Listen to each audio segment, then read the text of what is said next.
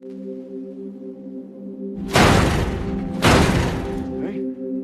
try. I can't. Come on.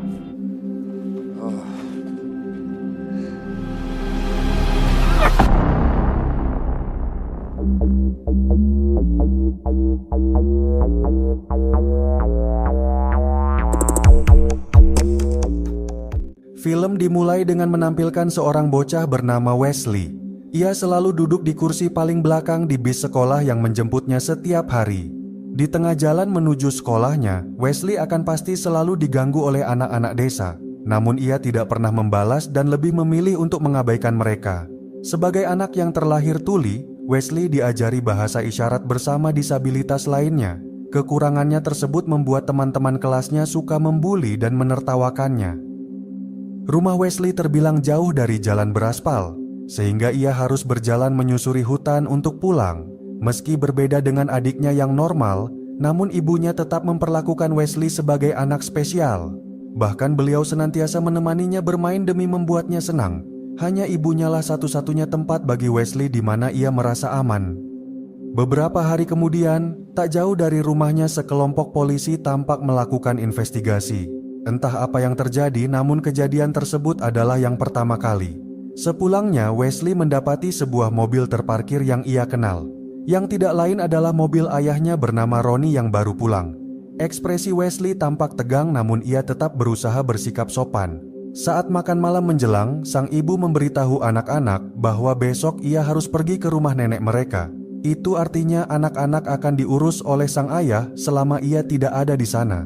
Ronnie kemudian membicarakan kejadian yang baru-baru ini diinvestigasi oleh polisi, yang kabarnya telah terjadi perampokan yang menyebabkan 4 korban mati.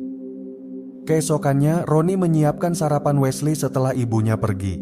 Ia kemudian mendapat bulian di sekolah sebagaimana yang biasa ia hadapi. Namun dalam perjalanan pulang, Wesley menemukan hal mengejutkan. Sesosok tubuh tergeletak di salju memberinya isyarat untuk diam. Wesley yang takut lantas segera berlari untuk memberitahu ayahnya. Ronnie yang sedang sibuk terpaksa ikut tanpa memahami maksud sang putra. Sayangnya sosok tersebut kemudian telah lenyap entah kemana. Ronnie menjadi kesal karena menganggap Wesley berdusta. Malam itu, suasana makan malam tampak murung tanpa sang ibunda. Sang ayah meminta garam namun Wesley yang tuli tentu tak mendengarnya. Ronnie yang masih kesal lantas memukul meja sekuat tenaga. Menjelang larut malam, Wesley masih kepikiran sehingga ia mencoba mencari si lelaki ke tengah hutan. Sosok tersebut ternyata masih tergeletak dalam pingsan. Wesley yang kasihan lantas sekuat tenaga menyeretnya menuju gudang yang tak terpakai. Tak lama berselang si lelaki yang tersadar diberi isyarat oleh Wesley untuk diam. Hingga pagi tiba, Wesley rupanya tetap duduk berjaga. Ia hanya menjawab dengan isyarat saat si lelaki mengajaknya bicara. Si lelaki lantas paham bahwa Wesley tuli dan hanya bisa membaca gerak bibirnya. Melihat perut si lelaki yang terluka, Wesley pun diam-diam mengambilkan obat dan perban yang ia punya. Sementara itu, ayah bersama rekannya sedang memperbaiki traktor. Wesley yang berlarian berusaha dipanggil namun ia tidak mendengar. Dengan jalan memutar, Wesley kembali ke gudang agar si lelaki bisa segera menghentikan pendarahan. Sambil menahan sakit, si lelaki menjahit lukanya sendiri tanpa bantuan. Si lelaki kemudian meminta Wesley agar nanti malam membawakannya makanan. Menjelang petang, aksi perampokan di dekat rumah mereka lantas diberitakan. Hal tersebut membuat ibu Wesley khawatir karena selama ini belum pernah terjadi tindak kriminal. Selagi perhatian orang tuanya teralihkan, Wesley memasukkan makanan ke tasnya. Ayahnya kemudian pamit karena harus menemui seseorang di kota. Ia tidak dapat memastikan akan pergi berapa lama. Malam itu juga, Wesley langsung mengantar makanan yang ia sembunyikan. Si lelaki memuji masakan ibu Wesley yang enak layaknya di restoran. Tak lama berselang, terdengar jelas bunyi helikopter yang terbang. Si lelaki lantas memberi Wesley tugas untuk segera menemui seseorang. Setelah berjalan melalui hutan, Wesley akhirnya sampai di sebuah bar. Ia kemudian menaruh cincin sebagai tanda yang lantas ditemukan oleh seorang supir tua. Wesley pun diminta untuk naik ke dalam truk untuk bicara secara empat mata. Si supir tua berkata bahwa ia memerlukan waktu agar polisi tidak curiga. Si lelaki akan dijemput secepatnya jika waktunya sudah tiba. Para polisi masih berpatroli siang dan malam demi menemukannya. Sepulangnya, Wesley kemudian menyerahkan ponsel yang diberikan si supir tua. Si lelaki tentu kecewa karena ia harus bersembunyi lebih lama. Di hari libur sekolahnya, Wesley membawakan selimut dan pakaian untuk si lelaki. Ia merasa senang melakukannya karena selalu dihargai. Demi mempercepat pemulihannya, si lelaki mulai mencoba berolahraga. Melihat hal tersebut, Wesley menjadi tertarik untuk menirunya. Si lelaki bahkan membantunya tanpa memandang sebelah mata. Baru kali ini Wesley bertemu seseorang yang mau bermain bersama. Sepulangnya dari pekerjaan di luar, sang ibunda langsung menanyakan kabar Wesley di sekolahan. Beliau sangat paham bahwa setiap anak berhak mendapat kasih sayang. Sedangkan ayahnya yang kerepotan membawa kayu bakar lantas meminta bantuan. Wesley mencoba menolong namun malah dimarahi karena tidak mendengar. Bersama larutnya malam, Wesley membawa mainan kesukaannya ke gudang. Si lelaki meladeni dengan serius tanpa memberinya kesempatan untuk menang. Wesley pun menjadi kesal dan menghamburkan papan. Si lelaki berkata bahwa ia tidak akan membiarkannya menang karena hanya kasihan. Wesley lantas diperintah kembali duduk sambil belajar dari kenyataan. Ia akan dilatih untuk siap menghadapi masa depan. Setelah beberapa kali permainan, si lelaki melihat upil di kepala Wesley. Ia yang heran lantas paham bahwa Wesley yang tuli pasti selalu dibuli. Si lelaki pun memerintahnya mengambil beberapa barang untuk membela diri. Dengan menaruh benda keras di tasnya, si lelaki mengajari Wesley agar menggunakannya sebagai senjata. Wesley lantas diperintah untuk menghantamkannya dengan sekuat tenaga. Namun ia belum terbiasa sehingga si lelaki memarahinya. Akhirnya setelah beberapa kali mencoba, Wesley pun berhasil mengayunkan tasnya dengan amarah membara. Malam itu, si lelaki mengakhiri latihan dengan mengajak Wesley bicara. Ia berkata bahwa satu keputusan radikal bisa memperbaiki seluruh hidupnya. Keesokannya, hari eksekusi yang dinantikan tiba. Si preman kelas mulai bertingkah untuk membulinya. Sambil mengingat perkataan si lelaki, Wesley lantas tegas berdiri tanpa gentar. Tangan kanan menggenggam tas dengan erat sebagaimana diperintahkan. Pandangan Wesley yang menusuk tajam membuat si pembuli menurunkan senyuman. Kini tinggal satu hal, yakni melampiaskan amarah dengan hantaman. Namun rupanya Wesley masih punya hati dan membiarkan si pembuli mundur sambil ketakutan. Wesley kemudian pulang dengan begitu semangatnya. Sebuah mobil terparkir di halaman yang ternyata adalah kepolisian kota. Ia berkata bahwa 4 dari 5 perampok telah berhasil ditangkap. Tinggal 1 orang tersisa yang mereka percaya sedang bersembunyi entah di mana. Wesley ditunjukkan sebuah gambar si kriminal yang tidak lain adalah si lelaki di gudangnya. Melihat Wesley diam tanpa tanggapan, si polisi meminta ibu Wesley sejenak meninggalkan.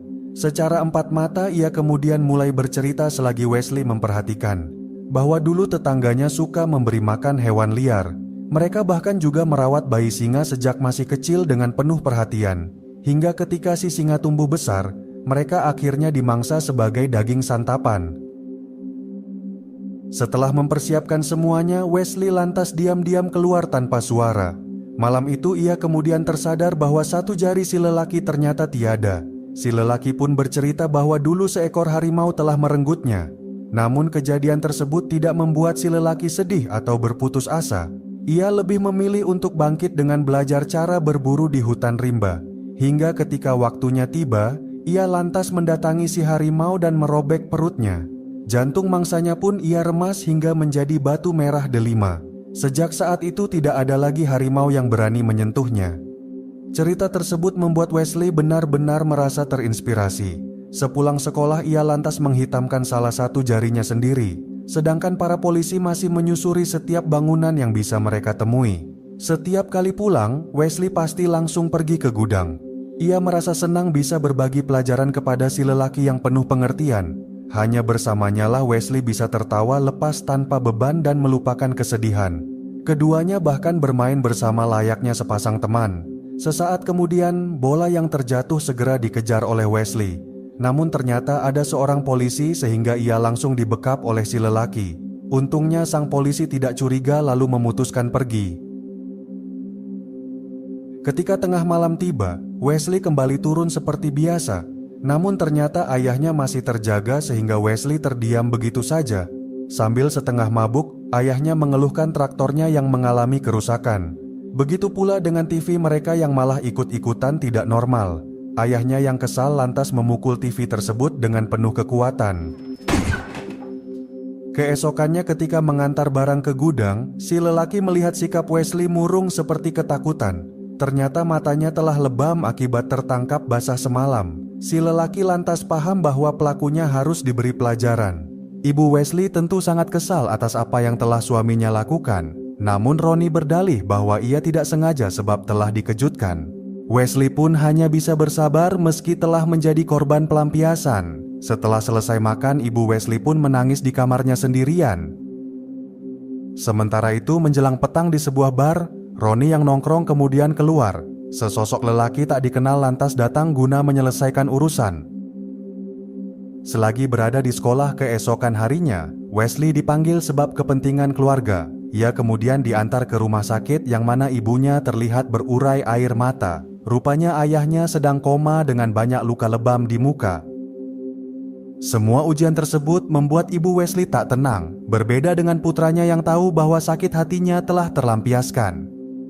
Malam itu Wesley langsung mendatangi si lelaki. Ia menceritakan putrinya bernama Annabelle yang seumuran dengan Wesley. Si lelaki berkata bahwa ia ingin agar suatu hari Wesley bersama ia dan putrinya berkuda ke arah terbenamnya matahari. Hanya ada mereka bertiga tanpa siapapun yang menghalangi mimpi. Angan-angan tersebut membuat Wesley benar-benar terbayang. Bahkan saat jam pelajaran, yang ia pikirkan hanyalah cerita si lelaki tentang indahnya masa depan. Wesley bersama si lelaki dan Annabelle berkuda ke arah matahari terbenam. Sepulang sekolah, Wesley yang kembali mengunjungi rumah sakit melihat banyak polisi di sana. Mereka rupanya telah mendapat ciri-ciri pelaku dari keterangan ayahnya.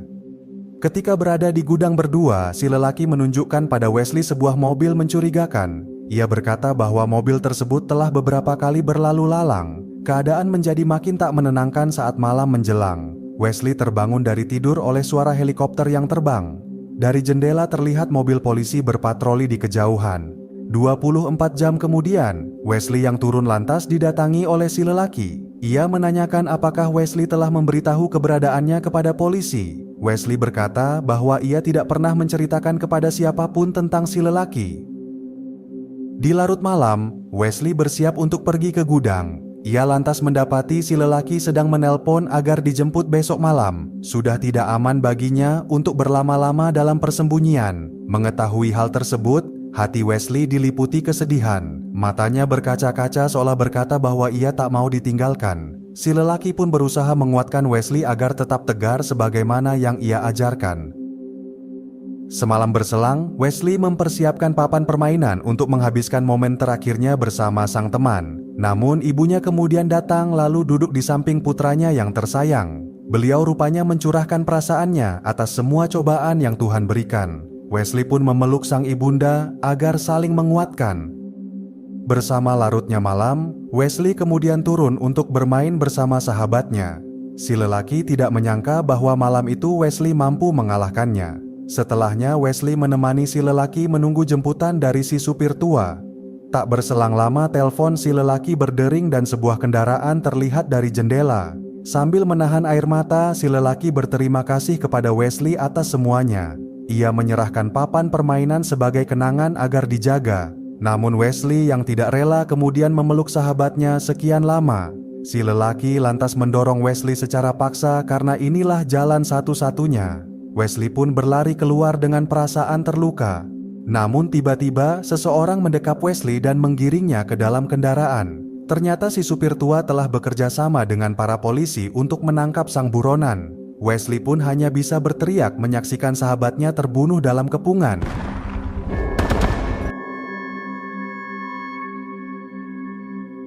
Beberapa hari kemudian, kehidupan kembali berjalan seperti adanya. Pengalaman suka dan duka telah membentuk Wesley menjadi lebih dewasa. Ia yang tidak ingin kehilangan kenangannya, kemudian mengambil papan permainan yang sempat terjatuh di dekat gudang. Wesley lantas menjadi terkejut melihat hadiah dari sang teman. Wesley segera berlari ke dalam rumah, yang mana ternyata ayahnya sudah pulang. Setelah memberi pelukan, ia kemudian masuk ke dalam kamar. Cincin merah delima dari si lelaki pun ia genggam dengan penuh penghayatan.